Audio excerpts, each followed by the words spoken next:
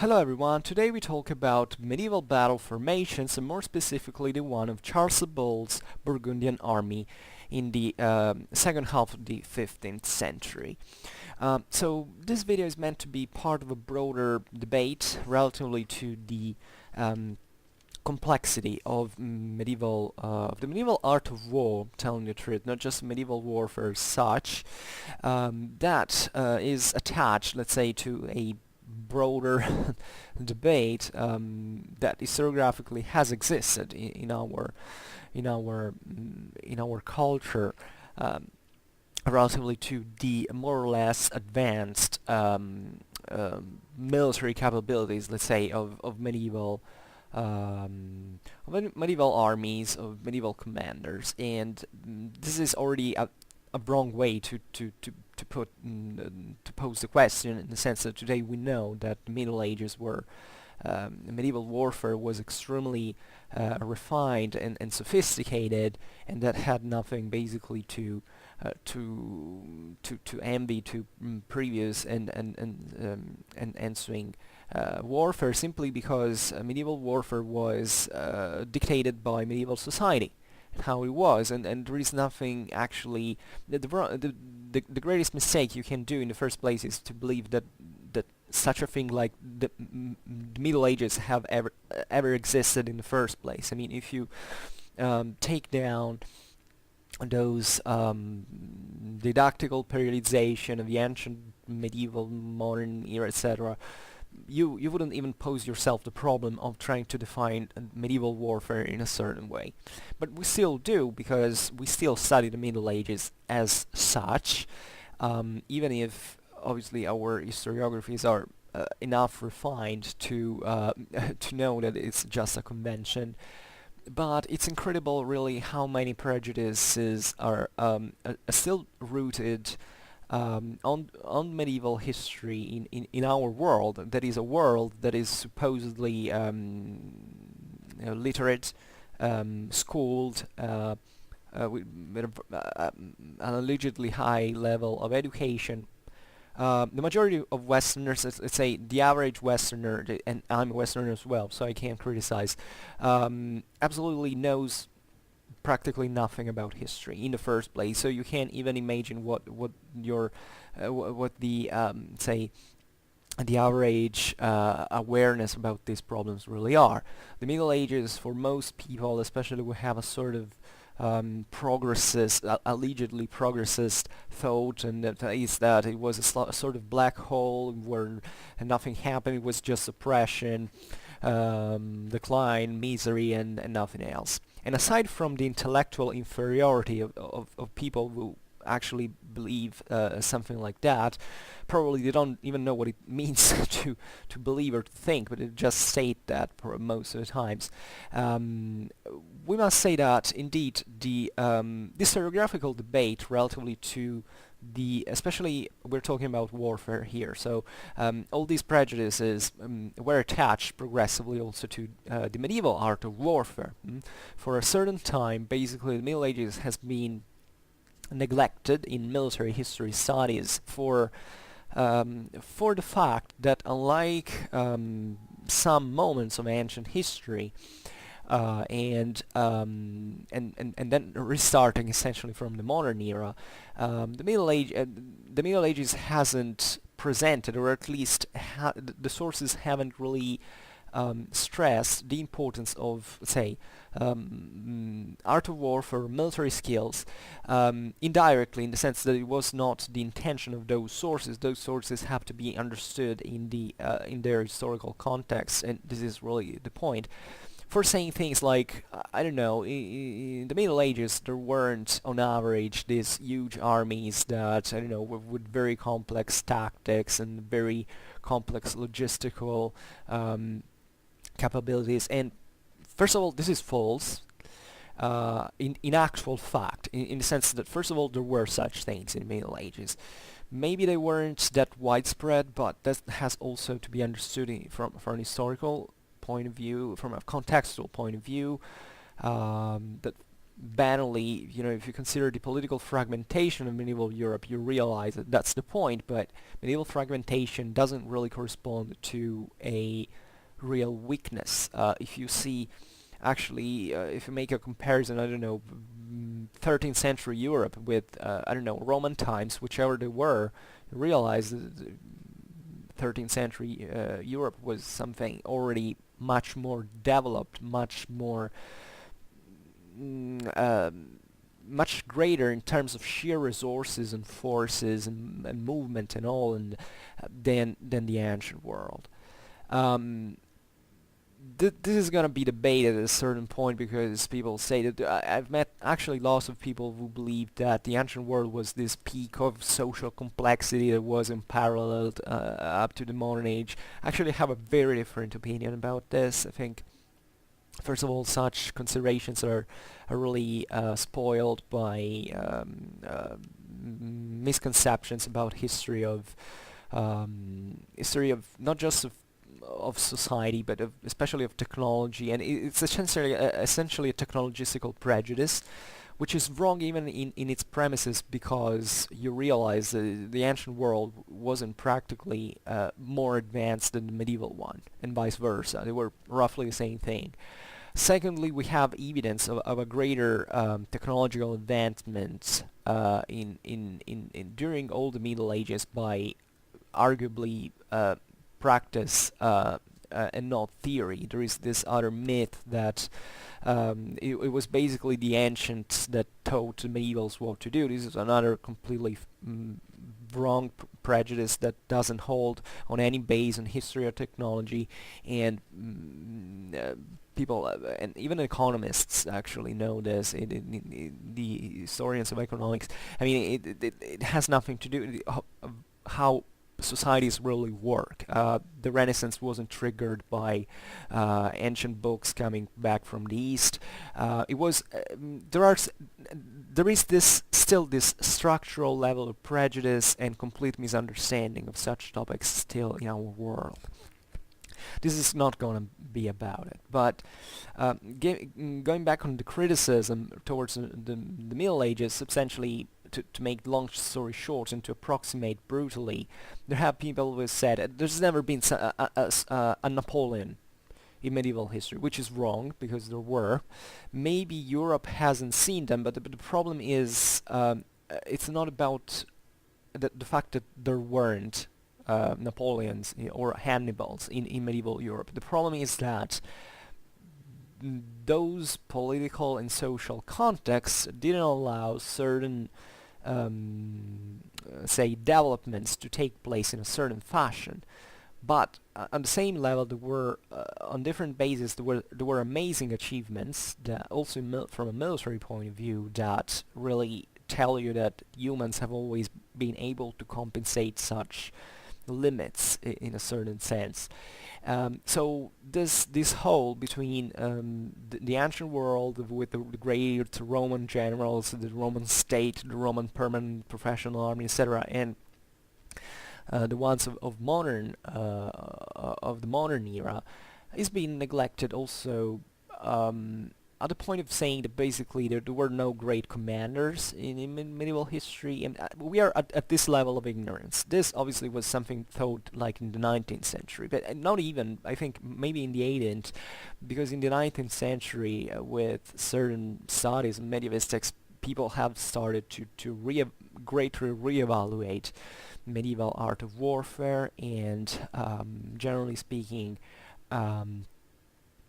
to observe that medieval warfare was something extremely advanced and extremely complex and very sophisticated in many ways. Although a certain positivistic prejudice has remained indeed attached to the Western mind relatively to such topics, and relatively a great deal of this criticism came from an historical moment in which there had been a great development of tactical of tactics, historically speaking. If you take the Napoleonic Wars, they had those were essentially the model that remained, I can't say unchanged, because evidently 19th century military history is something very complex, and it accelerated brutally in many ways, but essentially up to the thresholds of World War I, even the military elites and those who were in charge of states and armies and all believed essentially that the greatest apex, the historical apex of tactics, I'm talking about tactics, then it's obviously about warfare in general, had been achieved, because today we're talking chiefly about formations, was being achieved in Napoleonic times. And there were still debates whether how, think about all the contrasts that happened. I mean, in there, before World War I, was an evident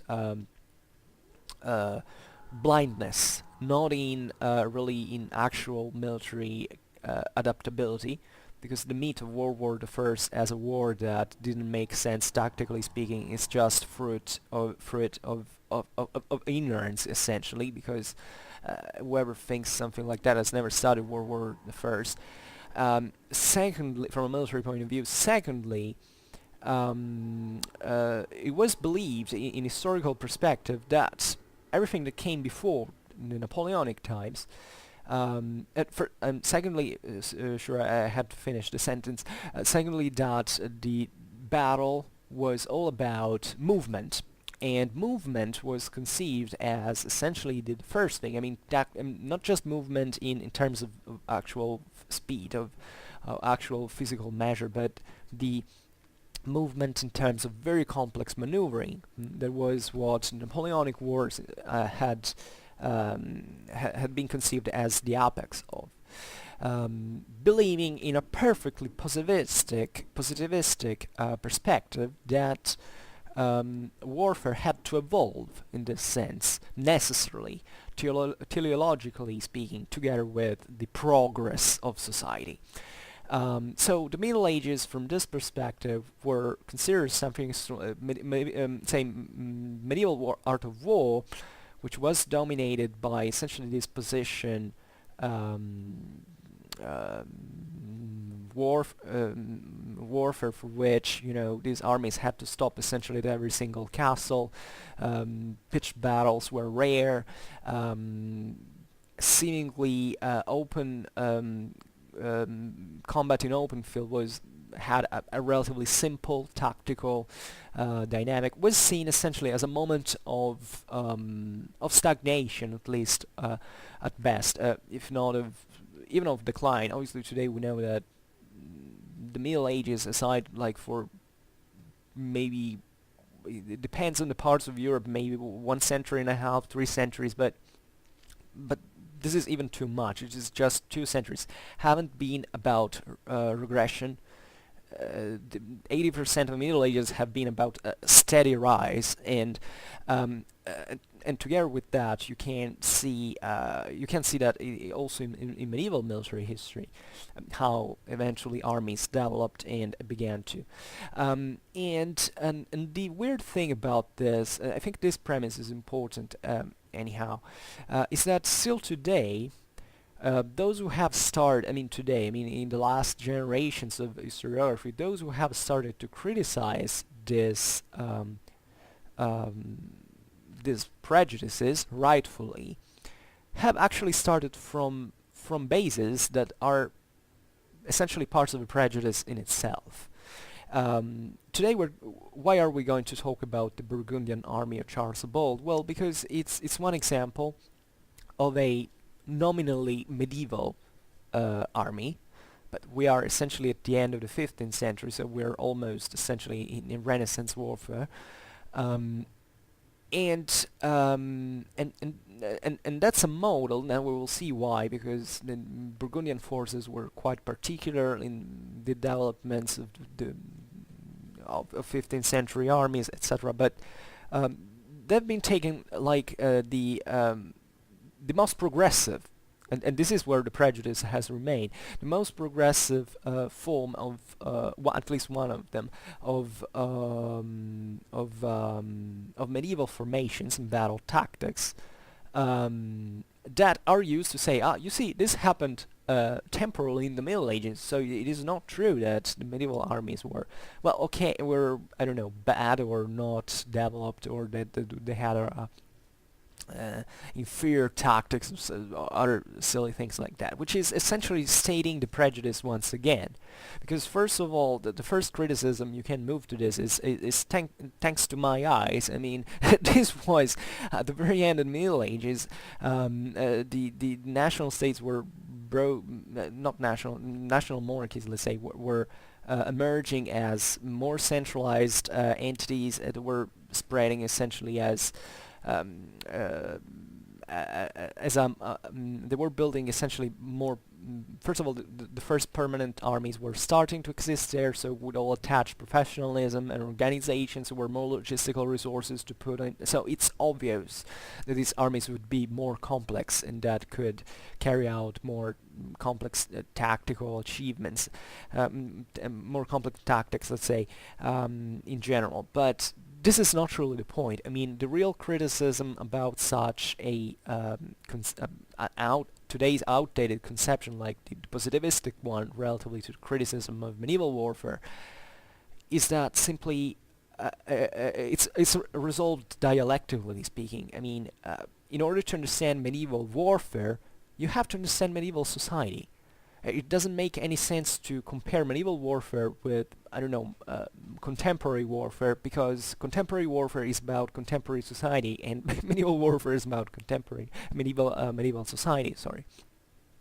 So, how you should actually judge these things, even in a sort of in terms of progress, because I believe that the word progress can be used, but not in a progressist way. That is to say, given the basis of medieval society, so that particular potential, by the way, because this is what chiefly was, and which wasn't, by the way, a such different potential from ancient times of modern times at all. As a matter of fact, especially during, I was saying before, it was taking the 13th century as a moment of great development, of course, a very speedy rise of especially European system, but not only. I mean, it was a general growth all over Eurasia, at least. I think at the 13th century, the most advanced state of the world was China, definitely. But aside from this, what you see in Europe is definitely that from that time onwards there's a steady rise, or at least even when there is not, because in the 14th century there is this very important watershed of the Black Death. But there is still a steady rise. I mean, a 13th century knight was still essentially similar to a Carolingian knight in the essentials. If you take what was happening 2 centuries afterwards, you realize that you have a guy who is covered in plate armor, artillery. I mean, everything is starting to change. So why this premise? Because today I actually want to discuss about the Burgundian army. I'm not a huge fan. I mean, I love the Burgundian army. I love Charles Bold. I love, generally speaking, Burgundian history a lot, because Burgundian history, I haven't still talked about it in my videos, but I will sooner or later, because it's really a very important chapter of Western history, and a relatively overlooked one. But let's say I'm not an extreme fan of the Burgundian army organization, and maybe I should a bit reconsider my prejudices also in this sense, because essentially of the failure that it obtained. I think most of you already know that essentially the Burgundy was this very advanced military system that this advanced state, we can call it, which encompassed some of the wealthiest areas of Europe. It had Burgundy, so a very wealthy region in France, and then it had expanded during the 100 Years' War into Flanders. So basically, even the Burgundian army has to be understood in this sense. It is essentially a mix between the French chivalry, French feudalism, In fact, the Burgundy was governed by a branch of the Valois in practice. Charles the Bold was a Valois.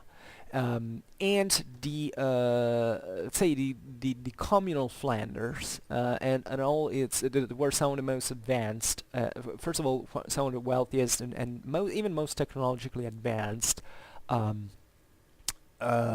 areas of Europe at the time. It's not surprising in this sense that the Burgundian army was so advanced, because it could pick some of the very best of what existed at the time. It was essentially French cavalry, Flemish artillery technology.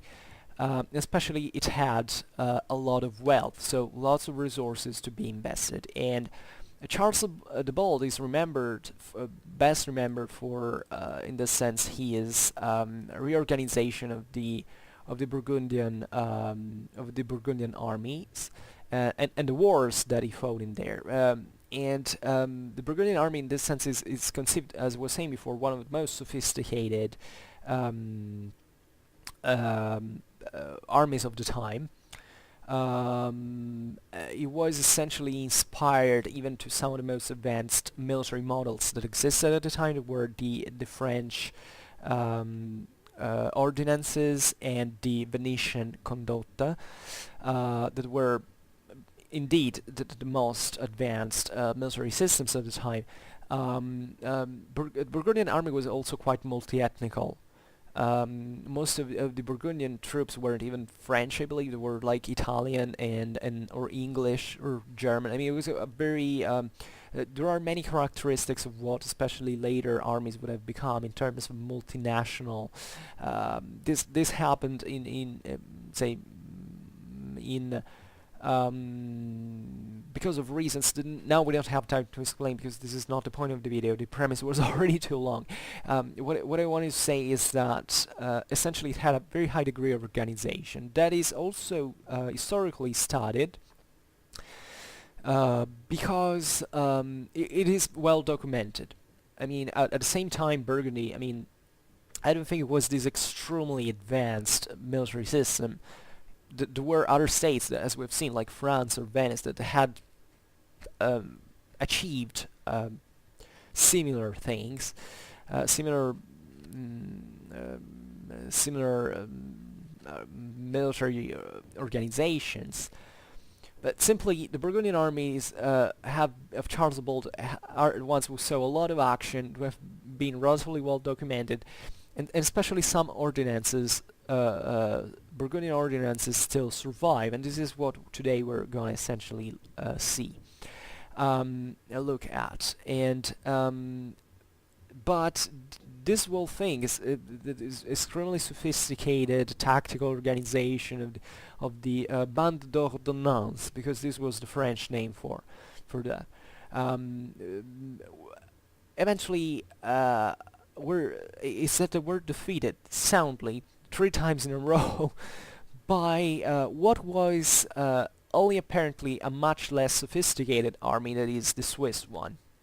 I say apparently much less sophisticated because the Swiss army was a mono-arm army, essentially. It was just infantry. There was some supporting missile troops and even maybe some cavalry, but that was kind of virtually uninfluenced. The whole thing was based on this block of, at that time, pikemen, because the Swiss began to develop a fully pike army only from the 20s of the 15th century. Before, they were still mixed between halberds and then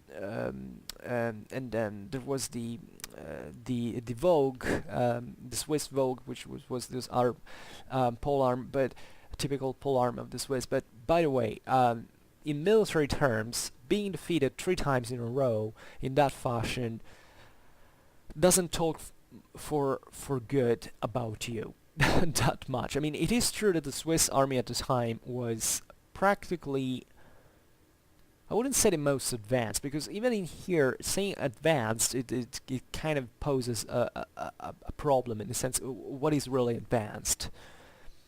I mean, what's the base? What's the comparison? I mean, yeah, you can say maybe how effective it is, which sounds better because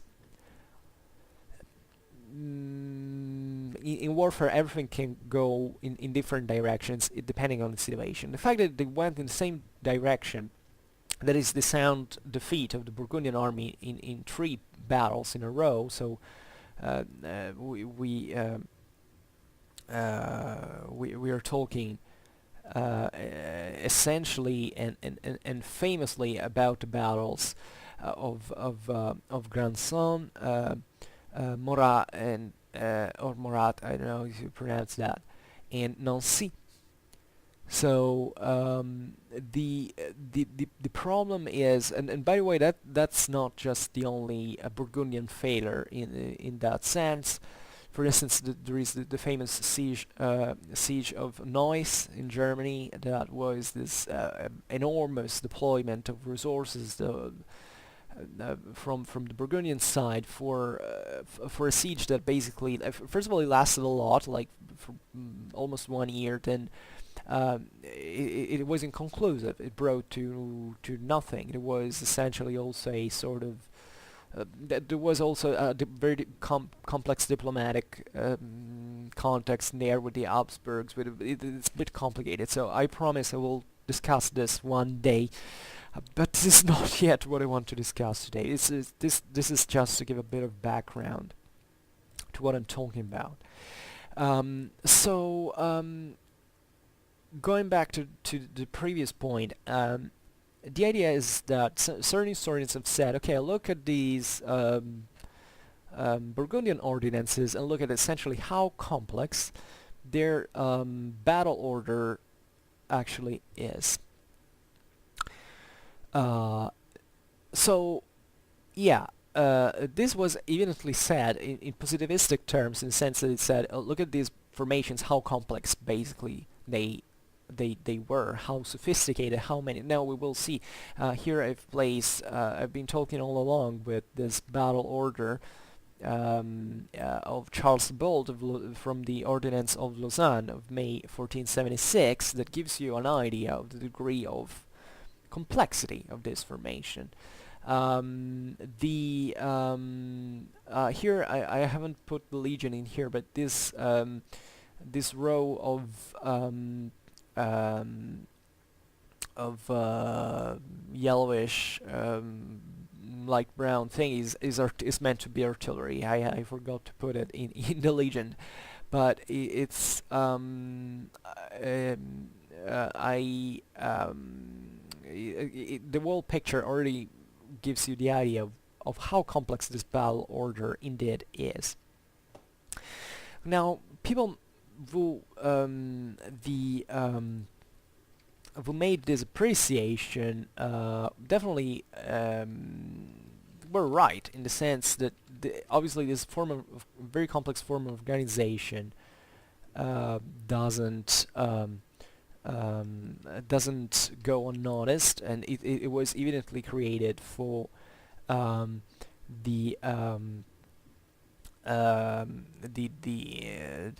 definitely makes us think it was very complex. It was a very complex internal organization, but there would be to say also that among the traditional principles of warfare there is also simplicity.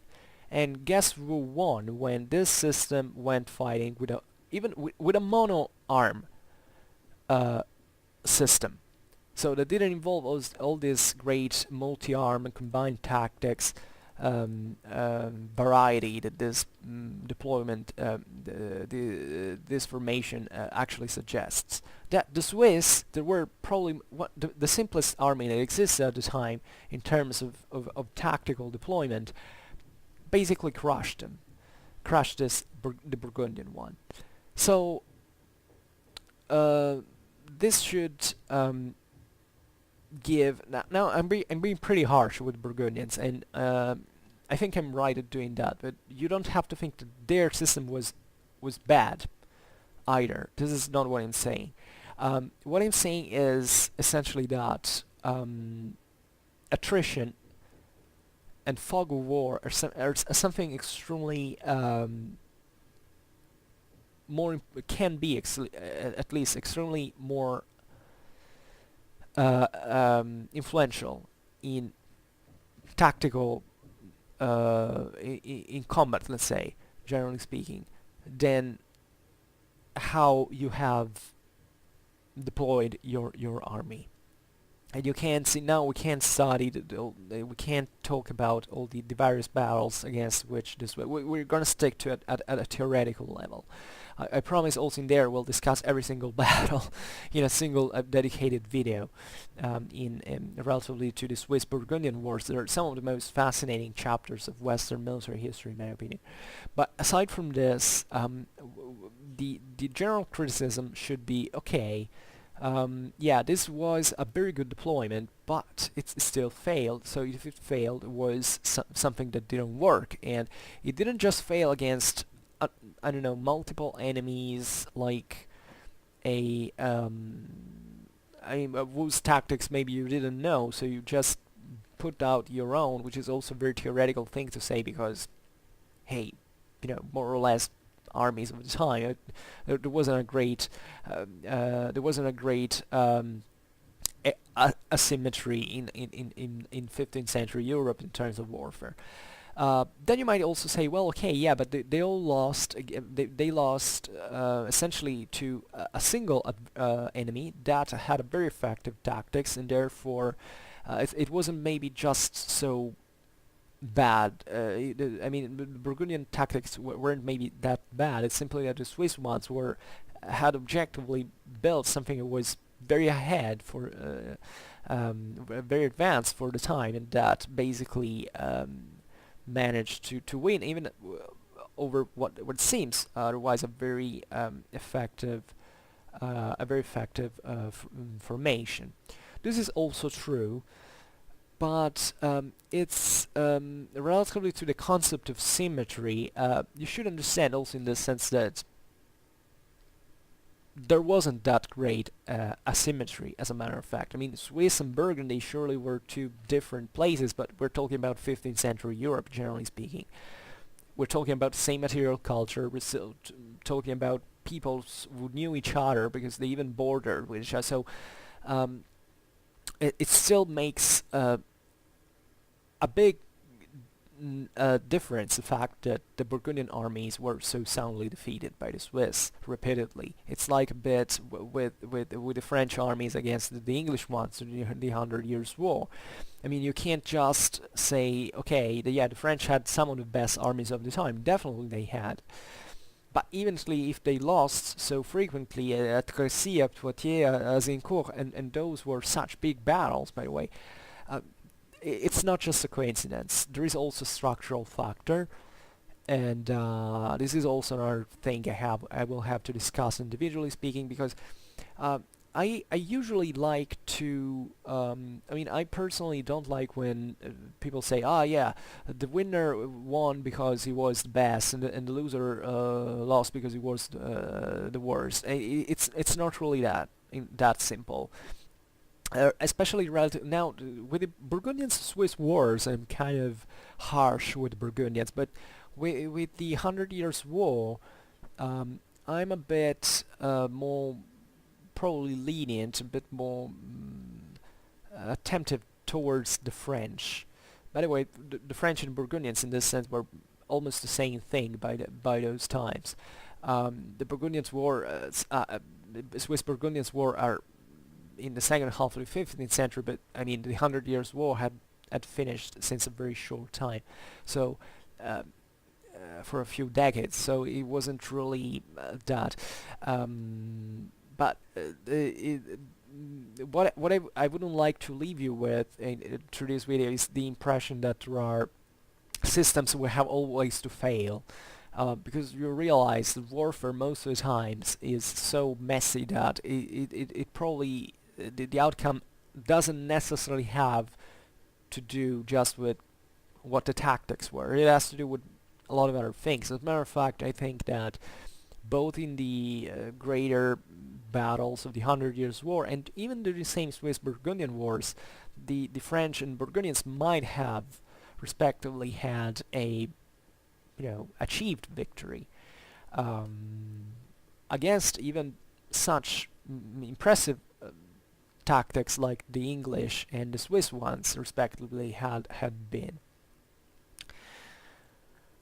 And in this sense, I would like also to make maybe even a more subtle criticism, going past beyond this pro or against, essentially, to this positivistic, or I don't know how to say that, negativistic attitude. I don't know. That is the fact that we also know a very few about how, historically speaking, how these battles actually worked. This is a problem that we really have for a long time. Even for the early modern age, we don't really know that excessively much about tactics. And the problem about this is that, and one of the reasons why, by the way, why there is, historically speaking, existed so many prejudices against the medieval art of war, is that aside from the alleged simplicity of these tactics, actually sources didn't really talk in detail about them. So sometimes we have the impression that medieval tactics were less developed than what they actually were. And in fact, also relatively to the Burgundian army in here, yes, it is true, it's a late medieval army, it's almost a Renaissance army, but it's still very meaningful, because it shows still objectively the degree of complexity and interaction that existed between the various arms. In fact, the most fascinating thing, according to me, about this formation is really the tactical complexity of this all. So first of all, this seems to me, now we will discuss it later in detail, but even if you give a look at it straight, to me it's an offensive formation, chiefly. It doesn't seem to be defensive. If you take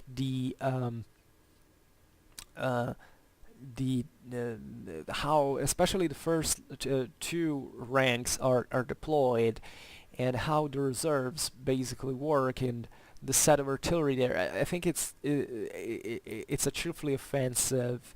It's meant to be a chiefly offensive formation. Then we know, and here I wrote ideal because indeed this is an ideal deployment. This is an ideal formation. Even in the same battle that was fought and lost at Morat, because this was done in May. The Battle of Morat was in June, so this was meant to be essentially the ideal tactical deployment that was meant for the Burgundians.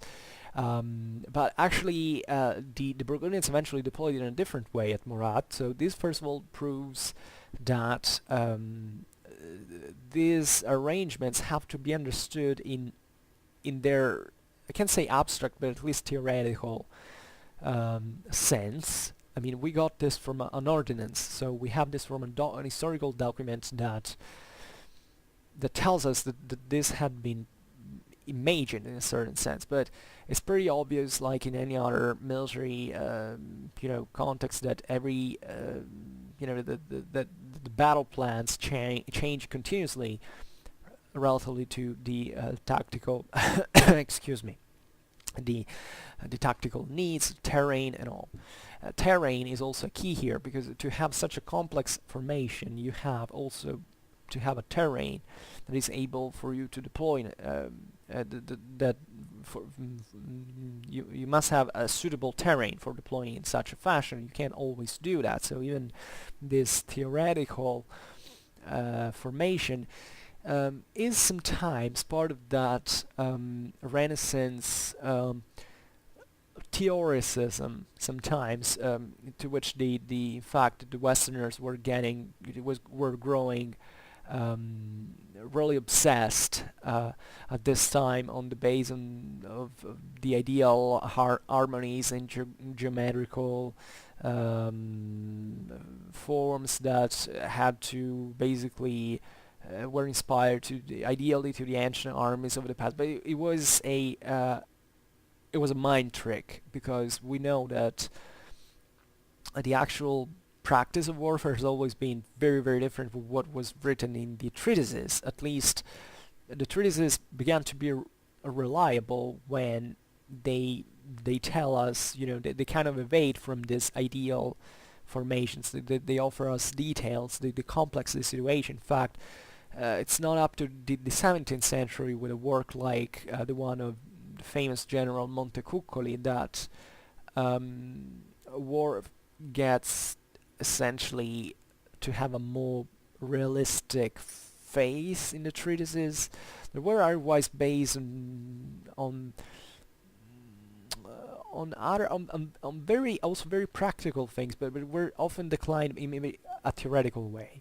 Think about in here the geometrical proportions and all this stuff, and then obviously this preset idea of the reasoning for internal lines, like eventually the Jomini would have done, was completely surpassed by von Clausewitz, that told us it's not really about what you can have in a manual. It's about what you can do actually on a battlefield. That really is how war is practically fought.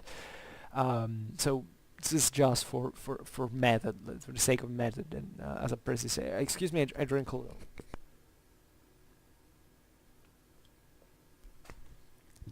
So before talking about this formation,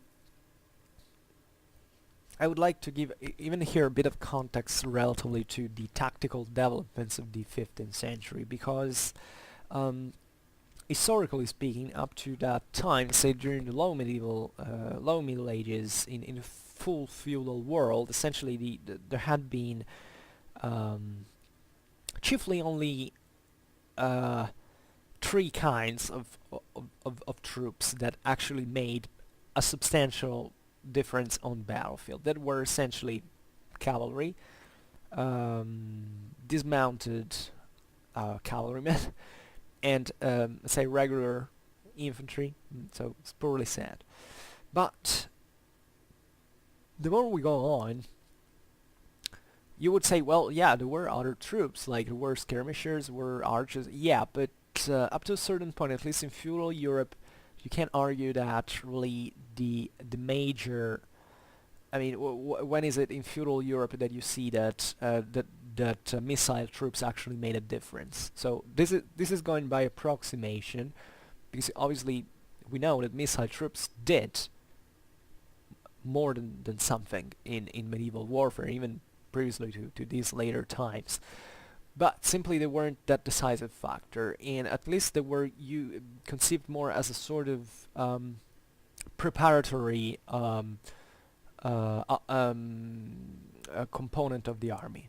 That is, harassing with missile troops has always been there, but eventually the matters were solved either by infantry, melee infantry, or by cavalry, especially cavalry in the feudal age. But this had been the standard, at least in Europe, in Western Europe especially, by those times. Then progressively, not just through archers, because archers, this has happened especially in England, as we all know, with the longbow, but it began to happen also here in Burgundy, because, by the way, even in this formation here you find were lots of archers, as you can read. So archers, and there were lots of English archers. This is interesting. There were lots of longbowmen in the Burgundian army, and Philippe de Comines, who was, by the way, had been an official even both in Burgundy and in France across this. He had actually been under Charles Bold himself, and eventually he went under Charles VIII of France after having been caught prisoner by the French. And he left us. He was a diplomat. He was sent as an ambassador in Venice. He died in 1511, if I'm not wrong. So he was a person who actually lived it all through the major developments of the political military developments of those times.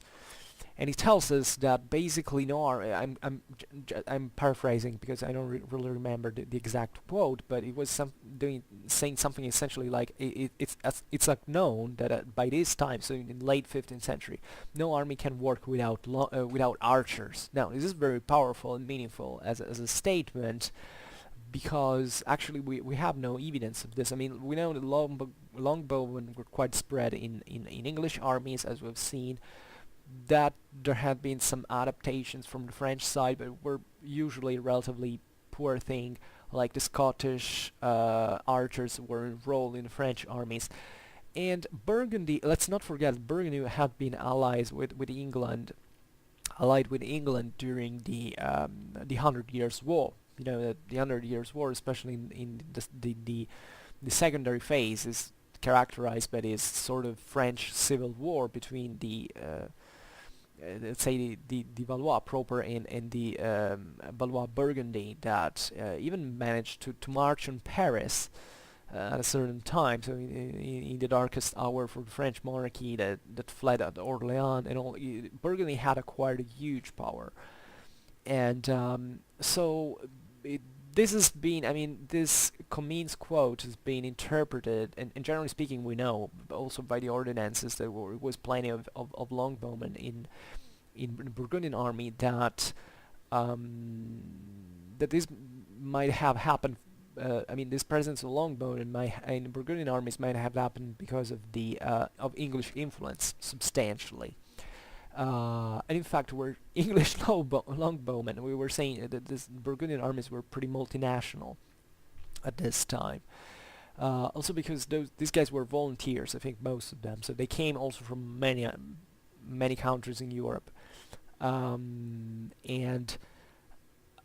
it was starting to be the norm in practice, especially if you take even the modern age. I don't know, if you take the Spanish army, it was very multi-ethnical. There were Spanish people, then Italians, Germans. It was the norm that people would go work in there, and this was partly starting to happen because there were professional armies, which was really meant to make the difference. That is, it's not a bunch of conscripts. It's essentially the professionals of war that put together. And the Burgundian army is considered chiefly because it's a bit beyond that. It's not just like the Italian condotte or the English indentures. It's something a bit greater, because it's part of a greater state, at least or at least of a political entity that could pay a lot for its army to have it organized in a certain fashion, in order also to be always theoretically combat ready.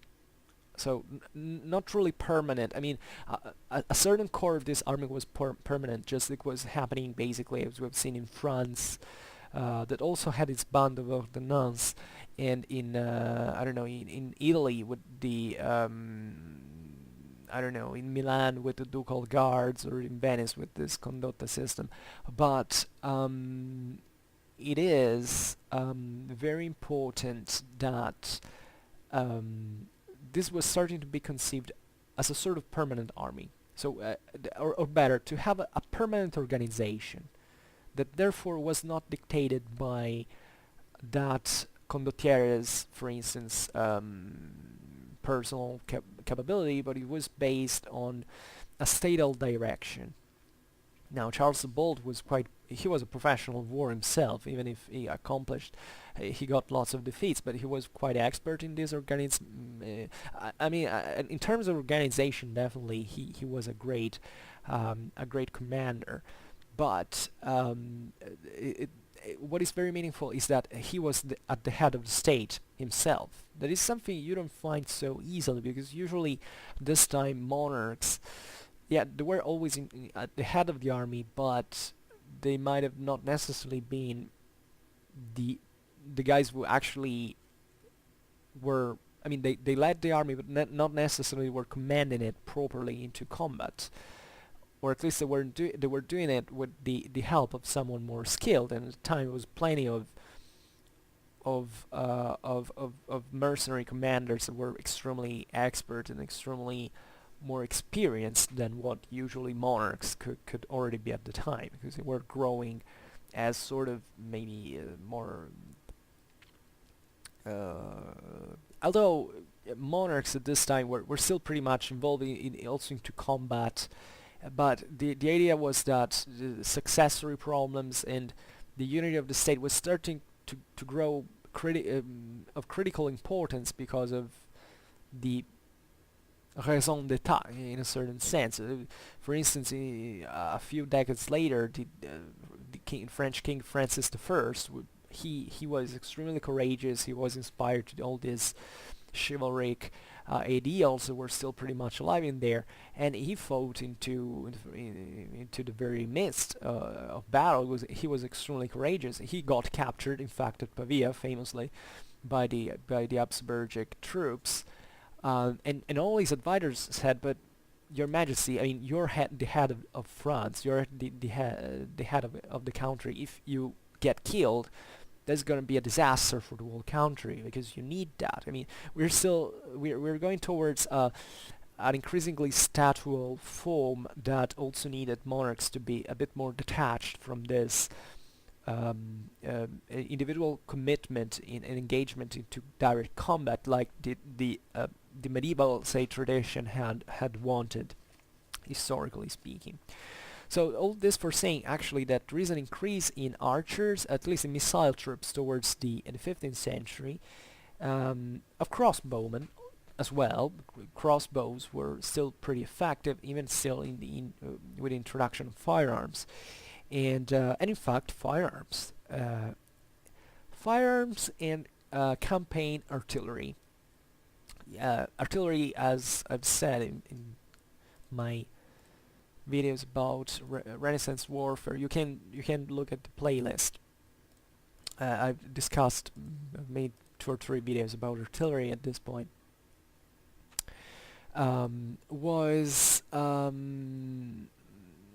chiefly used for siege matters. Actually, it seems that the Burgundians under Charles the Bold were some of the first who began to develop or to attempt a better use of artillery in pitched battles. That is something, I mean, simply artillery at that time didn't have the technology to be relevant at that point.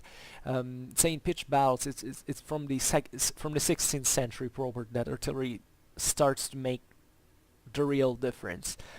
But in this sense, I think the Burgundian army is fascinating because it's this kind of transitionary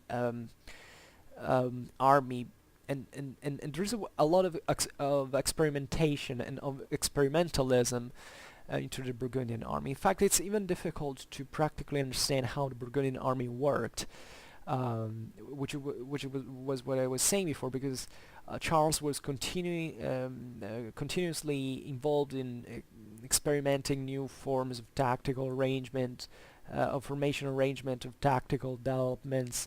But what is important, generally speaking, in here is that there was definitely attention to combined armed tactics. That is, essentially, if you look at the numbers of the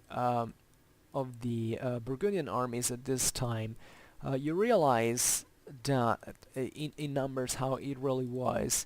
Relatively to the ordinance of 1472, we have a theoretical battle strength of 1,200 men at arms. Let's say 3,600 between let's say missile troops. Excuse me, not really only missile troops, but more specifically 3,600 between mounted archers and crossbowmen. Then 1,200 infantry archers, 1,200 pikemen, and 1,200 culverniers. Now, this was the ideal battle strength. In actual fact, this seems to have happened with 1,200 men-at-arms, which remained, then 3,600 between mounted archers and crossbowmen, but we know that the mounted archers were 3,000, so a lot of of mounted archers, and 600 crossbowmen. Then infantry archers seemingly have been only 1,000, pikemen 2,000, and culverniers only 600. So even in here, the total is roughly 8,400 men. But what is interesting, first of all, this is also very theoretical. I mean, I divided between theoretical and actual, but even the actual one is pretty. We don't really know whether these were the actual numbers for certain, and consider that these troops, especially in campaign, were often understrength. Here, the major difference perhaps between the theoretical and the actual strength is that there are more pikemen than expected, almost double size, which kind of makes sense, I think, also in terms of tactical needs, because otherwise you would have had a very big amount of men at arms, whether mounted or not, and of mounted archers, and then lots of missile foot, and basically a very few infantry. The infantry that has not even the actual mass to stop, because pikemen at this time were growing to be a pretty effective thing, but they were effective as long as there were many. We're talking about in the range of thousands, and in fact here you see here, and that's, by the way, not just the Swiss were using all those pikemen at those times. They were just the ones who probably made the best use of them, and also in the largest quantity because they were a mono-arm army, but let's say that also other powers, especially inspired to the Swiss, were trying to imitate them, eventually with Landsknechts or with the French legions, let's say, or of the Spanish tercio was a more concrete, but even in there it was already ahead from the Swiss tactics that eventually faded by the beginning of the 16th century. But at least in terms of tactical of pikemen organization, that still was the model, also because it was the only feasible way to. I will discuss about these things, please. Be patient, because I just need to hint at them now. What I was saying is that what is interesting about the Burgundian armies is the tactical experimentalism based on combined arms tactics. That involves a what it seems a pretty dynamic use of the various arms, not just the interaction. First of all, there are lots of mounted archers, which is kind of interesting, and we have evidence of in Burgundian armies that they were used, as a matter of fact, in a particular fashion. Here in Burgundian armies, for instance, we find a lot of men at arms that were theoretically mounted, but we know that they often dismounted. Which also recalls, in this sense, the English tactics of the 100 Years' War. I mean, the men at arms were usually extremely wealthy people with horses as well, but they preferred to fight on foot at a certain point. We don't have time to explain the reason, but there are certain Burgundian sources that or sources about the Burgundian army that tell that basically the men at arms dismounted, and the while this infantry, these foot men at arms advanced, they were closely supported by horse archers. Now, this is very interesting, and we have also evidence of Burgundian pikemen kneeling at the orders of the archers that were deployed behind them, so that the latter could shoot over their heads at the advancing enemy. So something that, even considering the deployments like the ones we're showing here, reveal us a very very sophisticated, as we're saying, very dynamic interaction between the various arms to maximize their effect. And this was happening evidently not just in Burgundy because of the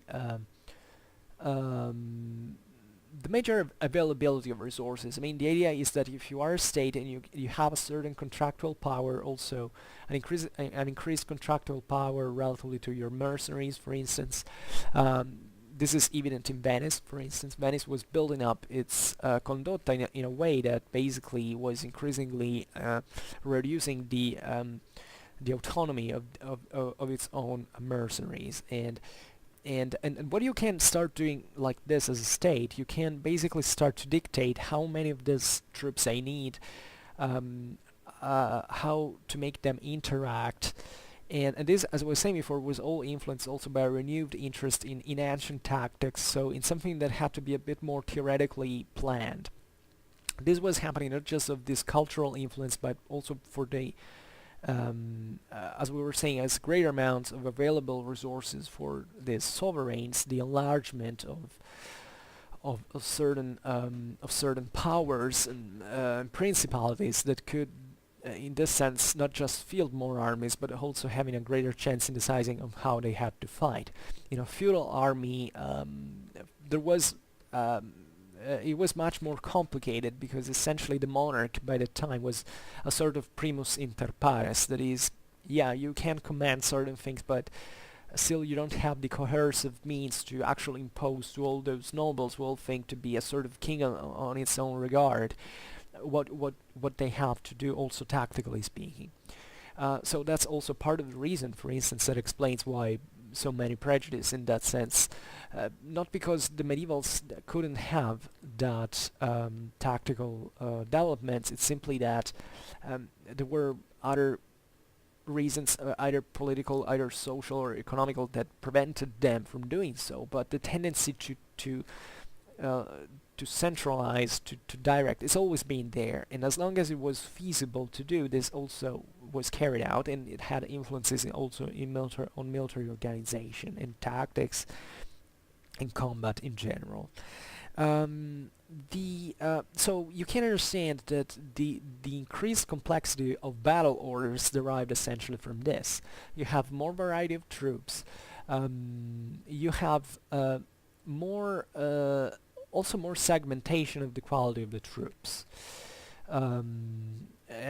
You have the so you can make them interact in a more complex way, according to what you want to achieve tactically speaking. And in this sense, it's also fascinating to see how these documents about battle orders begin to augment. That is not just probably related to the increasing complexity of late medieval armies, but also in the sheer reasons for which you find more sources in later times. I mean, society was more complex. People were starting to be more literate. There were also certain documents were starting to be stored more effectively, especially in these more centralized states. But also this this hint shouldn't let us indulge in the prejudice that battle plans did not exist before. No military operation basically wasn't planned. Doesn't matter which was an ambush, I don't know, in 7th century Ireland, for which it was just I don't know, consultation between the clan leaders, and nobody has survived. Or it was, I don't know, a 15th century Burgundian ordinance that states, together with all a council of war, what has to be done or not. Throughout all medieval history, like in any other period, there have been battle plans decided in some fashion. And very important relatively to this is also the political mandate for the military instrument to actually act. Some of the most advanced statal forms of this time were notoriously present in Italy. That was a country of ancient literacy, of great advancement, and especially it was a country where there was a lot of war being fought by many different and very wealthy and very powerful city-states. So all these city-states normally had a city council that, considering also that Italy distances were usually shorter because there were so many city-states, and Italy is not huge compared to, I don't know, to France, for instance. So you have also relatively speedy military operations. And yet you start finding, at least from an early age, actually in low medieval history, I think since at least the 13th century, for sure, might as well be from the 12th, some hint of these war councils that basically controlled all the military operations from the city hall into the battlefield, with messengers, with people who went back and forth, even dictating every single response during the surrender of certain fortresses. I mean, it was a real pervasive influence of the state in these military affairs. And then with the condotte, this had changed a little, because the condottieri were a bit, as we know, a bit not really unruly, but they had a certain power on their own. Especially at the beginning, they were sometimes even acting in opposition to these cities, the Italian city-states. So it's very complicated. But what you see is that war had always been carefully planned in many ways. Think also about logistics. You can't have logistics if you don't have an efficient administrative system. If you don't store, if you don't write accounts, if you don't have a broader control over the resources that are needed for those military operations to carry out. So the Middle Ages might have not written extremely much, or at least in certain periods, and especially much might have not survived. But we should think it is about our awareness about certain topics, like the top of an iceberg. Like, we can't see just the top on the surface, but underneath there is a huge lot of things that unfortunately we don't know, and largely we will never know, because those documents have been lost. That, however, would make us really, at least the people who have such prejudices, would really make think about otherwise about terms of military, medieval military organization, which was something extremely complex. Medieval logistics is something amazingly developed. So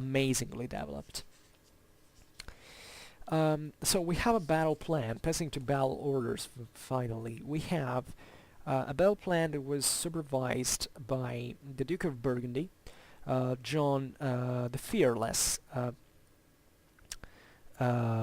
In his council. We are in September 1417, so we are a little previous in time.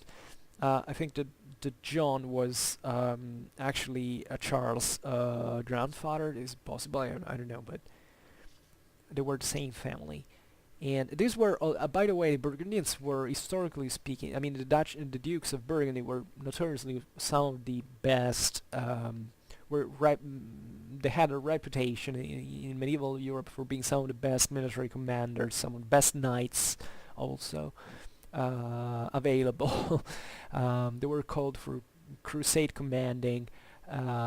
They were considered great knights, great battle champions. There was a great.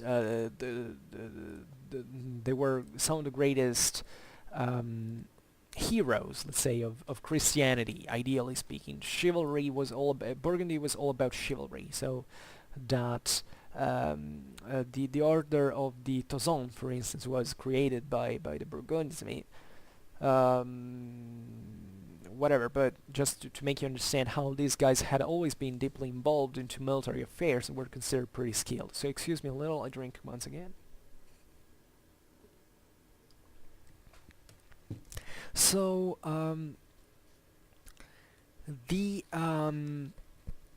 what is interesting is that this battle plan is being essentially proposed to the Duke. So this means that, aside from what we can see, there was someone else, I think chiefly the Burgundian nobility, involved in military activities, that proposed certain battle plans to their Duke. And the council also here is very important, because it's not just a moment of military decision, but certain military decisions had definitely political implication. I mean, every military decision had a political implication. So the presence of the council, whether it's a council of war or something more representative, is definitely meant to be there to debate and to bargain what had to be done or not. It's not just about sheer military talk. This is what I mean. And the battle plan basically contemplates, in case of enemy attack, to make dismounted main battalion. At this time, the term bataille in French, basically it's like it was usually a rank, a wall rank, like a first line, for instance. And these were knights, evidently, and they were told that in case of defense they had to dismount. So this is something it's pretty obvious, because cavalry by definition cannot defend as an arm. Unless you don't dismount. This is what I've been talking also relatively about to the when I participated, let's say, to the Schola Gladiatoris debate relatively to the question of why English armies of the 100 Years' War fought prevalently on foot, and definitely, especially if you are outnumbered, like in great battles of the 100 Years' War, usually the English were.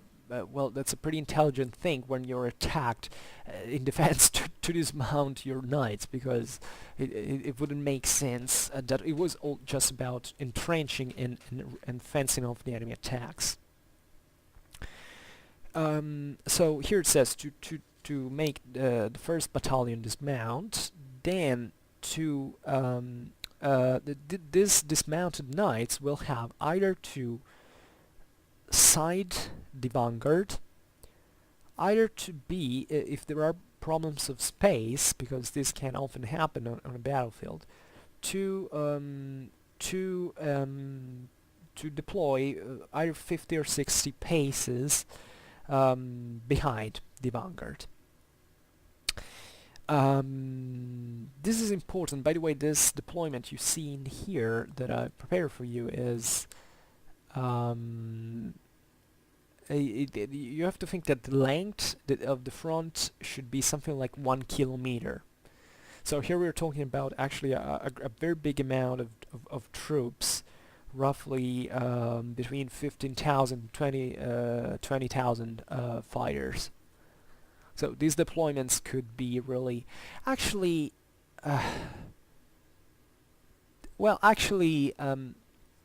troops can deploy in much narrower times. I don't know where here it's a mistake of the source. But whatever. Let's say just that this was just for saying relatively to this other ordinance that you cannot deploy always in the fashion you like if there is no space, for instance. So you don't have to think about battlefields as basketball fields. I mean, you can have everything in middle, like houses, brooks, and I don't know, farms, and fortresses, entrenchment, everything. So it's especially at this time, there was a big deal of field fortifications. So even pitched battles have to be chosen on a ground where you can effectively carry out certain tactics. For which you also have to have the relative formation. So basically the vanguard and this battalion have to stick together in some form. The distance of 50-60 paces is kind of obvious. There is always a distance between battle lines, for the sake of maneuvering and also for not causing disarray. In the case of the first lines break, and the one in the back don't have to be just immediately behind them. And also within the same, even if they're put side by side, there is always a gap between formations. It has necessarily to be so, because otherwise it would be an extremely rigid thing, and the formation would disrupt itself. Instead, there has to be a minimal flexibility, and left aside that in certain cases eventually the battlefield can turn up into a mess. So this is just for the initial phases. Then these clashes were awfully disordered at a certain point. The and I don't want to stress too much the last thing I said, meaning that disorder it means especially internally to the formation. But usually formations kept their unity even in until they didn't break practically. But then if you break, then in there the mess happens. But in that case, you're practically running away. So the so at a greater distance, so we're told essentially to a bow shot. So we don't know whether it's you find this in medieval sources all the time, a crossbow shot or a bow shot, and nobody actually knows what it equated to. I mean, we can't think 100, 200 meters. It really depends. You have to think units of measurement at this time were extremely varied, because every single region of Europe basically had its own. It's even more messy than today's just continental versus I don't know, you have to say that the English one, I don't know.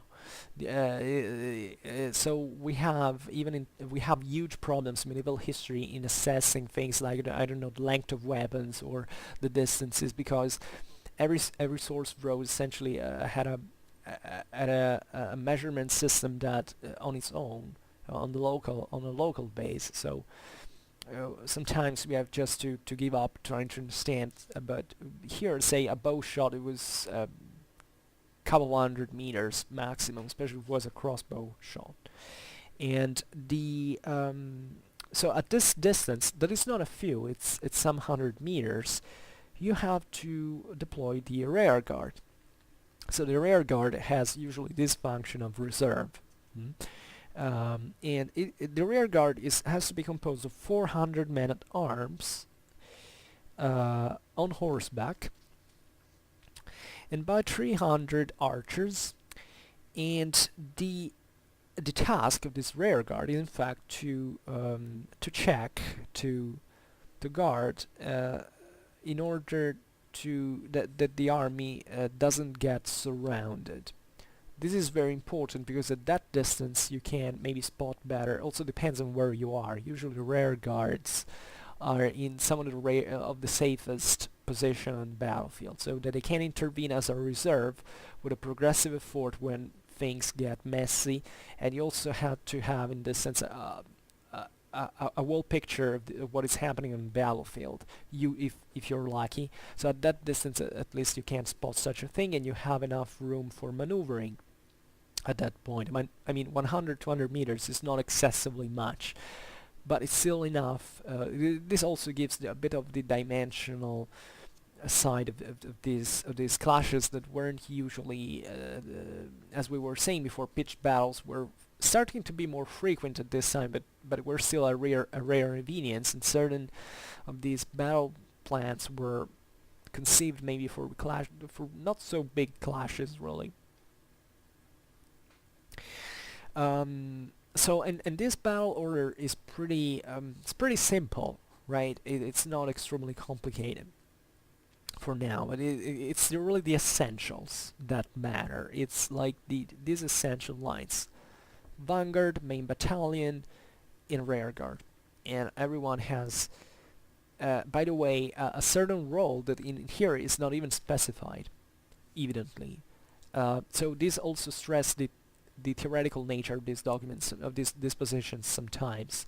That wasn't maybe just about a military business, because maybe the NCOs or those who were in command already knew what they had to do. I mean, there was not a necessity of an ordinance to tell them what to do. But it was mainly about, who had to be where, also in terms of commanders, and what the respective roles had to be by political mandate. This is important. Here it also adds that even behind even the rear guard, there had to be the wagons, the carriages. So these had to be deployed to form a sort of fortified camp. So it was pretty normal at the time. This is the moment also of there had been the Hussite war that were quite famous actually for this extremely dynamic. The Hussite wars were between essentially the 20s and the early 30s of the excuse me, the messed up. They were fought. Yeah, no, I was saying fine. It was from 1419 to 1434, and sometimes you see, oh, you look at how much the UCs fought well with these wagons and all. Yeah, they did, and they did something very peculiar about it. I definitely have to make a video about UC tactics. But the idea of using carriages like fortresses was pretty much out there at the time. Probably it was revived in these times because logistics was also kind of growing. You know, fortresses of carriages are typical, especially of the steppes peoples, and they had been historically speaking, because usually in the steppe it's all flat land, so building up this carriage and putting these carriages together is like forming one of the few obstacles that you can find to entrench yourself, to defend.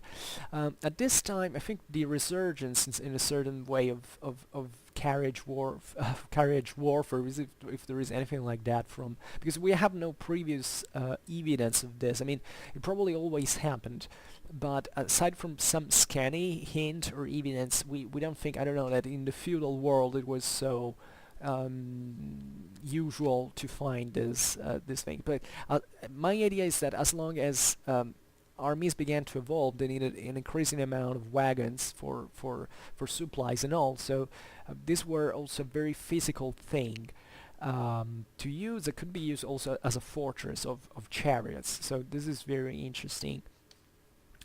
And in the and especially in this Burgundian ordinance, it pretty sounds that if that is beyond the rear guard, as it was normal, by the way, because you don't place a rear guard behind the main battle, and you don't put carriages between the rear guard and the main battle usually. So you have the rear guard to maneuver in certain fashion, so you don't the wagons would hamper it otherwise. But it's interesting because it's a kind of the last resort. Like, if even the rear guard breaks, if everything is lost, maybe if you have any chance to flee, you can. But if you can't, you just entrench yourself behind the wagons and hope to fence off the enemy attacks. By the way, there is also to add that usually probably here these wagons were placed around also the supplies. So it is actually pretty frequent in the history of warfare to have attacks led at the camp, even during the same combat. Especially light cavalry did such incursions, because light cavalry was usually made up by poorer people who just went there to rob, to sack, for the booty, essentially. And so this happened. It happens actually in many big pitch battles, and while even the battle is still undecided, there were these guys that went raiding at the camp. So this wagon disposition is meant probably also to I don't know here about the field, how it really was, but it could also equate to a greater protection for the supplies that you don't want to leave in a combat situation exposed to the enemy. So however, the same ordinance states that there were dispositions in the case for the attack. This was mainly all we have said now was about the case of defense. There are also dispositions for the attack. If you want to read more about it, just this is from a manuscript of the Paris National Bibliothèque manuscript. I think French 1278, and it's I think it's edited. It's edited by it was edited by Verbruggen. In this title in French is Un plan de bataille du duc de Bourgogne, 14 septembre 1417, et la tactique de l'époque. In Revue Internationale d'Histoire Militaire, 1959, pages 443-451. So if you are curious, and I don't have this, so I'm reading it from another book, and but I wanted to write to my university to make it send a copy of that, but I didn't have time these days. But the video is already too long as it is. Then maybe we'll do it another time. We'll come back on this with a more thorough analysis of the actual document. Then passing to the background picture of this video, so coming back to the 1476 Lausanne ordinance. This is probably, I think, the most complex battle order that we can read from the Burgundian sources. At least I suspect this is. Also because the situation is this is kind of fascinating. Now, the Burgundians had been at this point, as we were saying, already defeated in March at Granson by the Swiss. So this battle order is it's very interesting because it's being conceived in a moment of actual danger. I mean, these guys weren't really playing at that moment. They were really concerned about winning the war. So this why probably this ideal battle order is so important. Sorry. And it kind of reveals the degree of complexity that the Burgundian army could achieve in terms of battle formation. So and this came after a lot of experimentations as well. So also in previous years, previous wars and other military experience that Charles the Bold had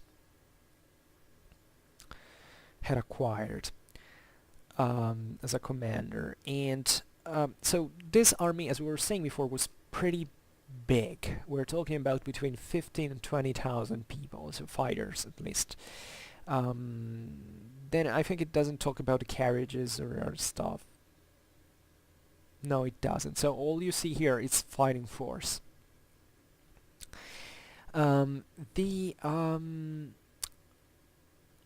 First of all, it's being conjectured that the complexity of this formation actually comes from the nature of the ground. Yes, it is possible. I mean, the idea is that the more layers of the more battle lines you have, essentially the better you can enact a sort of progressive effort, for which you definitely contain the effects of the commitment of every single line that you can send in according to the situation. Before I was saying that this seems like chiefly an attack formation because it has very advanced let's say it has advanced wings, solid wings of heavy troops, and these first two lines that essentially seem to maybe to enact more for an enveloping. Actually, it could be also defensive, but I think the cavalry, especially present on the wings, or the mounted men in arms, whether they were mounted or dismounted, were meant to do this piercing movement, which kind of makes sense, especially in the case of the Swiss, that had this especially frontal force and At this moment they could even turn around, but that's not always something you can always done in battlefield. And then you have in this other, essentially for the third to the eighth line of battle, this kind of troops that these lines that kind of resemble the composition roughly of the first two ones, and that are put in column practically to be sent in as sort of reinforcement. So it did actually kind of work theoretically also in defense, I think, but also in practice probably. I don't want to say silly things, but in any case, the complexity reveals that there were many options conceived for this battle formation, and usually telling the truth. I mean, well, this is yeah. Well, whatever. However, let's look at really the composition. So the first line, from left to right, we have 100 men-at-arms from the ordinance company, led by the Captain Taillan. Then we have 300 archers of the same company. Then the central part, the green one, made up by the 1700 enfants de pied, that is literally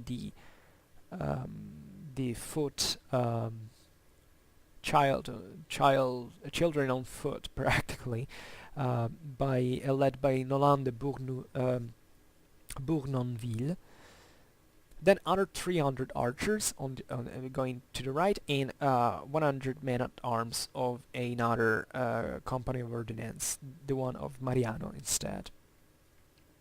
So this first line is made up by 1800 people in total, and yeah, this was made up essentially. This front was, as I was saying before, yeah. Then I believe, considering number of people, 1,000 meters large. So it's a very large formation.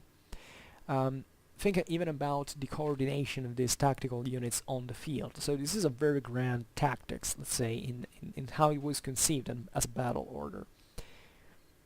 Then, in the second line of battle, you have the actually the best troops. So these first lines were probably either conceived to be sent to absorb part of the first or the enemy first impact. And then you had the very best troops in the second line, with the troops formed by the ducal palace itself. And this is, as you can see, it's even more it's very more sophisticated as a deployment. You have, always from left to right, you have 3 groups of men-at-arms, then 3 formations of archers, and 3 infantry groups, more or less, at least I feel. And the so in the mid, in there, you can see the blue one is the Charles de Gaulle's pennon, his own standard, his own flag in there. So this actually reinforces the idea that it was mainly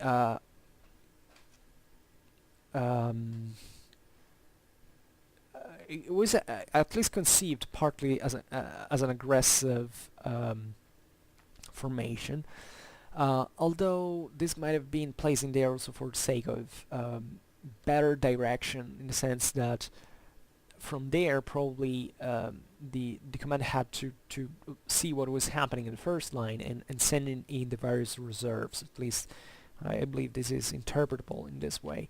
And the so the other 6 lines that you can see that they're actually smaller than first 2, but they kind of repeat in some form the same arrangement of the first one. So you have this infantry at the center, and and you have at their flank, it's supported by missile troops and by men at arms. And telling the truth, the 8th line, it didn't really exist at this time. It was actually built with the further reinforcements that were arrived to Charles from Burgundy and Savoy. That was believed they would have arrived for certain. Then the basically, and then you have this the artillery here on the left, that I didn't well, I could really maybe here you already see that because I modified the picture, but this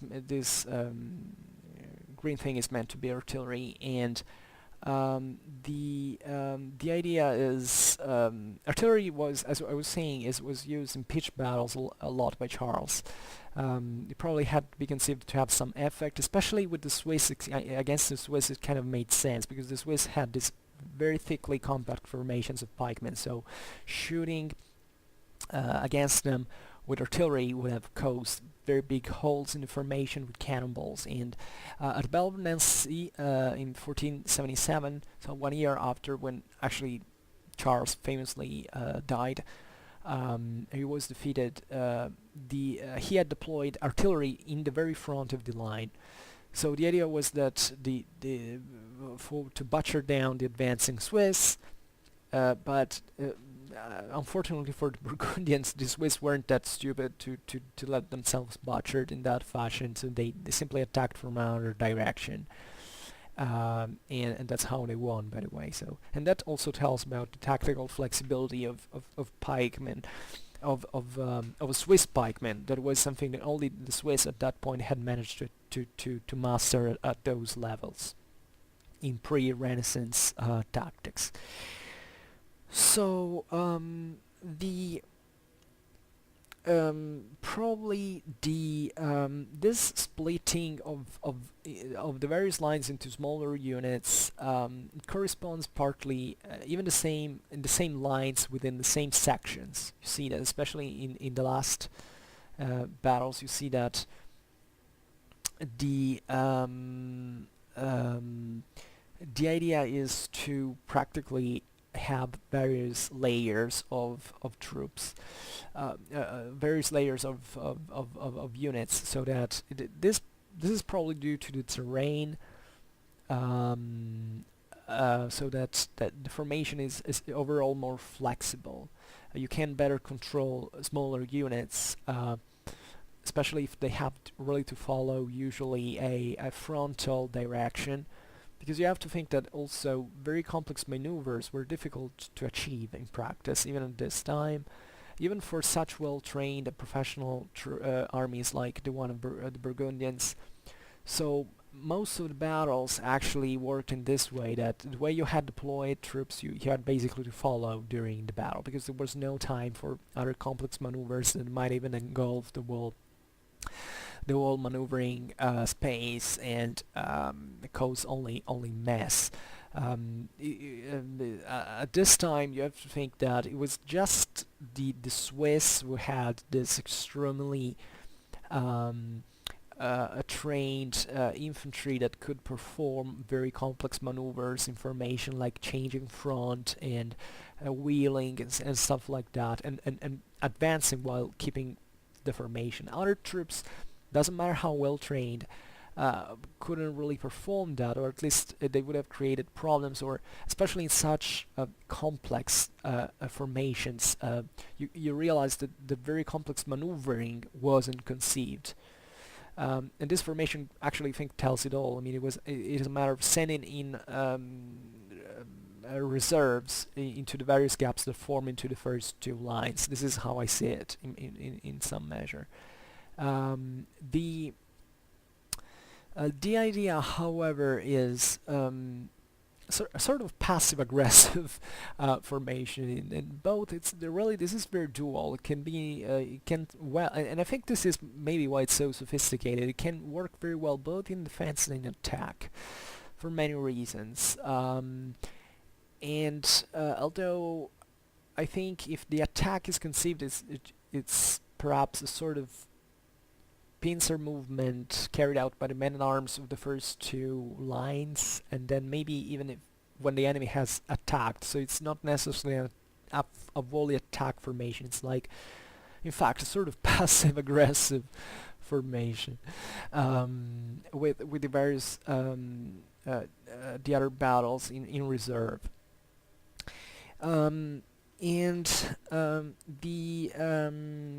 The interesting thing is that this various battles. So here, the way maybe I didn't explain it properly, but the first line is what you see there. Then the second line would be this one with this triple men-at-arms inside. Then basically the other ones figure as other 6 battles on their own. They're not really 3. And there is also this last line with the artillery and certain English archers and other infantry and other men-at-arms that is properly the reserve, so it doesn't count really as battle. That is the real reserve, and it's interesting that in this sense you have the absence of men-at-arms on the left in the reserve that is compensated, however, by the greater firepower, evidently with artillery on the left flank. And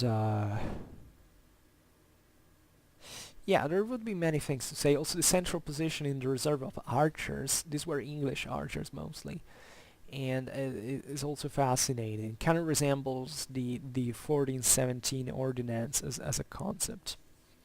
Then I would like to read also this other ordinance if I'll have the chance.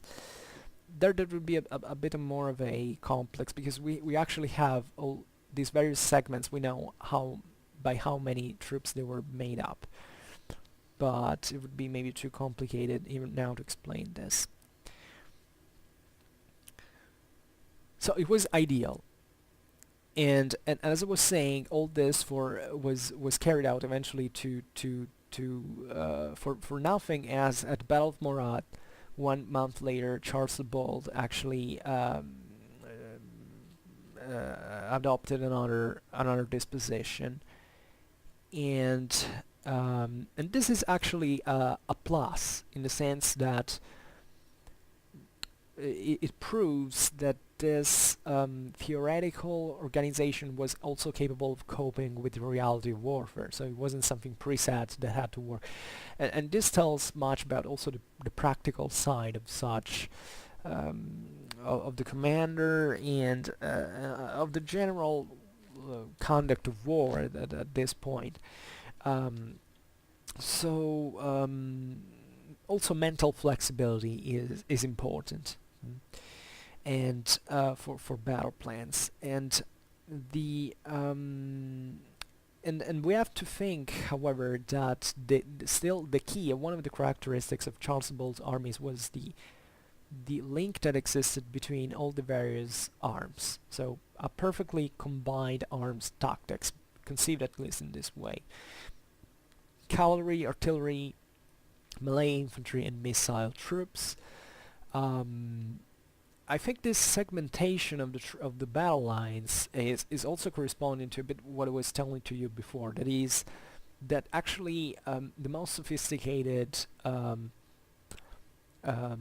maneuvers in military history, and this is why going back to the criticism towards medieval art of warfare, were carried out, because this what that you see here, it's probably one of the most complex battle orders that exist, and still it's not extremely flexible. I mean, it's not extremely agile. Here you don't have anything like hammer and anvil. You don't have I don't know, a whole piece of the army that basically goes in one direction. And I mean, it could happen during the combat, but it seems for how troops are disposed that first of all there is a certain symmetry, which tells you that probably this ideal formation didn't have to be messed up during the combat, but it moved on a direct axis, that is marching in front of you if you had to move. Secondly, however, for the reasons I explained to you before, that these troops were not enough trained yet, historically speaking, to perform more complex maneuvers, this was compensated by essentially supporting every arm at close distance. I mean, look at the infantry that is surrounded by... infantry at this point was probably also conceived to advance in some measure, but it was preferably a passive thing still. Or at least in the Burgundian case, differently from the Swiss, it didn't have this hugely aggressive nature. As we've seen in numbers of the Burgundian armies, infantry was also relatively scarce in numbers. But what you see here is that the green, that is the infantry, is basically surrounded by red, that is archers. So it is very fascinating because it means that as long as the enemy arrives, basically he's showered by a hail of arrows that are meant even to, especially to break its ordinance. And what you find is that on the side, on the flanks, you have men at arms that either on horseback or dismounted. They are instead this very well trained tactical unit that can perform better than other infantry, and especially if they are cavalry, a more aggressive role. Maybe a pincer movement, maybe in the sense attacking the Swiss pikemen on the flank. And if they can, so they were the only guys that probably were conceived to perform, that were capable in practice, thanks to their very high individual training, and partly also obviously collective one, to carry out this more aggressive maneuvers. So it kind of makes sense, and kind of makes sense also considering the last reserve line. It seems like these blue flanks had to be supported on the left side on the left by artillery, and on the right by other further reserves. But as I was saying, also simplicity is one of the traditional principles of warfare, and this formation, albeit probably very functional, still had probably some theoretical problems, especially to coordinate the whole thing, because this is, as we've seen, also quite a standard formation, spatially speaking. So also coordinating all the whole body parts, say body parts, yeah, because this is really a body as a wall. It gets complicated. There is a potential attritional factor that can cause problems during the combat. But overall, it's still a very, very good compromise, in my opinion. And this is a compliment to the Burgundian army.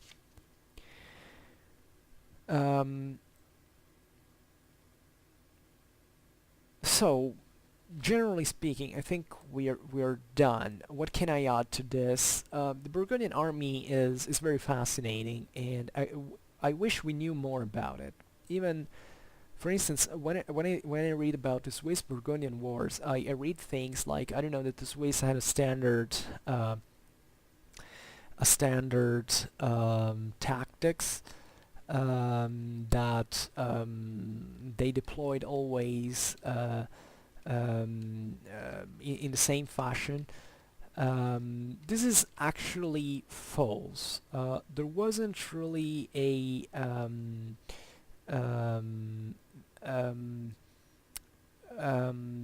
standard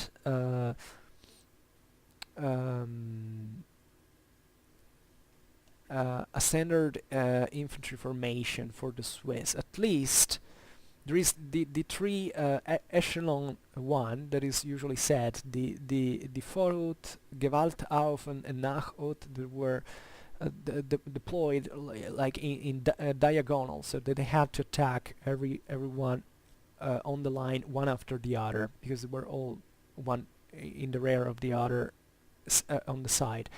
And this is and this is actually the tactics that was used at the Battle of Morat in 1467. So against this very army, for which the ordinance that we analyzed today was written. But telling the truth, that wasn't at all a standard Swiss formation. That was used, at least as far as I know, only into Morat. So you see these wargamistic prejudices. You know, the idea, the Swiss always fought in that fashion. No, actually not. Formation is something, first of all, and that's not about the Swiss or about anyone else. It's really about the fact that every battle has its own story, has its own terrain, has its own strengths. I'm not talking just about material forces, but also spiritual, moral ones, let's say. So there are different ways you deploy armies. And definitely, in the case of the Swiss, I mean, that was an exception, because we've seen they were mastering certain tactics that eventually were to be the future, because the Swiss were the first ones who invented who managed to reach the degree of collective training that up to that point medieval pikemen had not used. Pikes always existed in military history. It's not something that pops up in the 15th century for no reason. Pikes existed since ever since battle formations existed, infantry formation existed.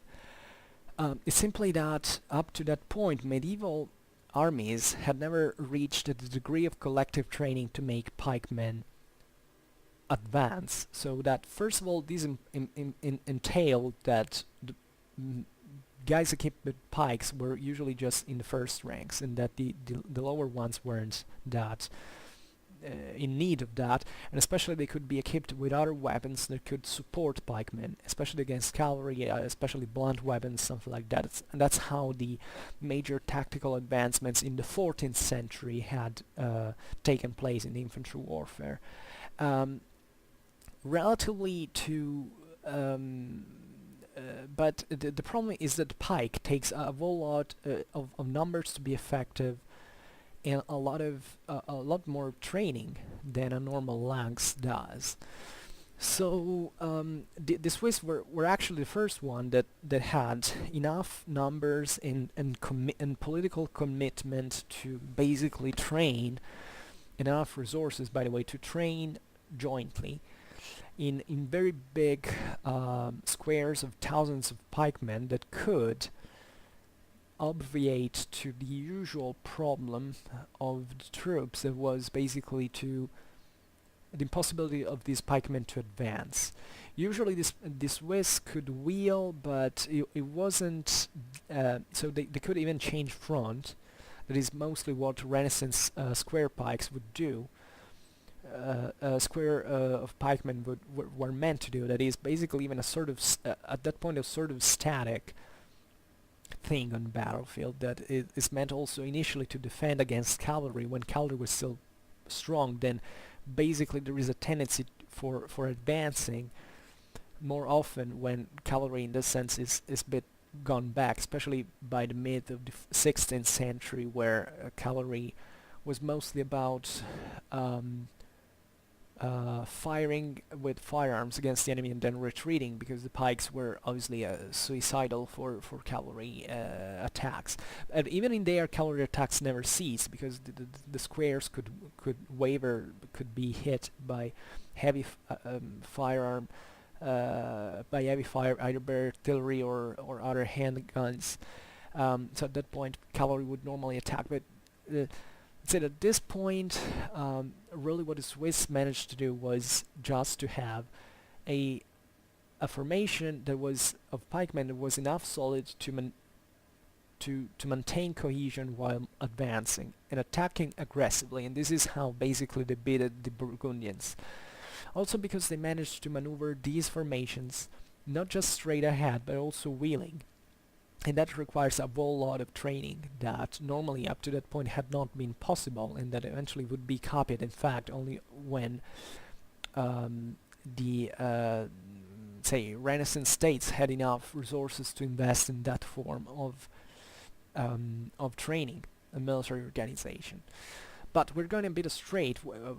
What I mostly wanted to leave you with is to reflect on the experimentalism that Charles Burl's armies were carrying out, and how this involved careful thinking about the various tactical elements, how they could interact, and especially never think that it's easy to really understand how these things work, because historically speaking we know too few in practice. You have to consider the theoretical aspects, the practical ones. You have to consider what the eventuality of knowledge that has not been handed down to us. We have these ordinances that are only a part of the military knowledge of the time. They don't tell the whole picture. Actually, they tell a very narrow one. So we really lack, also in terms of awareness on medieval art of warfare, the actual evidence sometimes to even state certain things. In any case, never think that medieval art of war was rough, was primitive at all. It was extremely refined. And after all, even as I was saying myself before, this is towards the very end of the Middle Ages, so there are already certain transformations. Still, the Burgundian that go towards the Renaissance, still the Burgundians were essentially using, ideally, conceptually speaking, a medieval army here. It was the Swiss that were pioneering something different for the first time, at least in the Middle Ages, and the Burgundians in this sense have kind of created the most advanced expression of what medieval combined arms interaction could be for those particular armies. And even though they lost ruinously against the Swiss, you realize that that happened at another level. It wasn't really a problem of how the internal organization of the band of ordinance was actually like, because probably on the contrary, a very few armies had that. But when you see about these battles, these ruinous defeats against the Swiss, it wasn't really about internal deployment that made the difference. It was about the maneuvering. So that's when you of the whole army, and that's when you realize that the Renaissance kicks in, and the medieval, let's say, armies get surpassed, conceptually speaking, because it's wholly another thing, not to dispose men, but to train them. It's a wholly different mindset, and goes beyond the internal complexity of the formations that was otherwise, as we've seen, very, very complex. It could achieve this degree of complexity, but was still based on a sort of passive ideal that just in the Burgundian case you can't see. It's so cynetically moving within, because even in that army something was changing indeed, but they didn't manage to take the further step in a certain sense, and also because they were destroyed. Basically, the Burgundy destroyed itself in the Swiss wars and eventually was swallowed by the French. So we don't know what the Burgundians might have achieved from that tradition in terms of military developments. Maybe, I don't know, they might have pioneered at the same surpass of the Swiss that eventually happened with essentially the wars of Italy, chiefly at the hands of the Spanish, that in that case were the ones who effectively changed radically the way of warfare at the time and remained for 200 years, the leading armies on battlefields with the Spanish death, you know. But from this point of view, it's still very meaningful to understand, even before the tactics, the politics and the society that lays beyond those strictly military developments. And this is why that is such an important passage in military history to understand, because these things also might have taken other paths, literally. I mean, not the general path. I mean, as I was saying, if Burgundy had survived, for instance, who knows? Maybe it would have been them. Well, it's very interesting, by the way, that well, no, this is kind of stupid to say, but in part, even if you take Maurice of Nassau later, by the end of the 16th century, its military achievements as a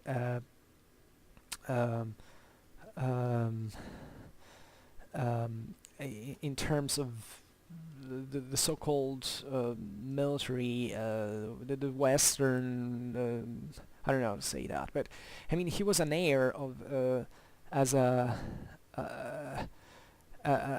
stadtholder of the Dutch republics, part the heir of that Burgundian tradition, because the lowlands had been part of the Burgundian state. So it's meaningful that part of that interest for the military, for tactics, that was very important also in the case of the Flanders, because they were essentially bordering France. It was one of the most advanced countries at the time, so even later in times they had to develop very effective military organization because of countering some of the greatest powers. So they were kind of ahead in certain theoretical.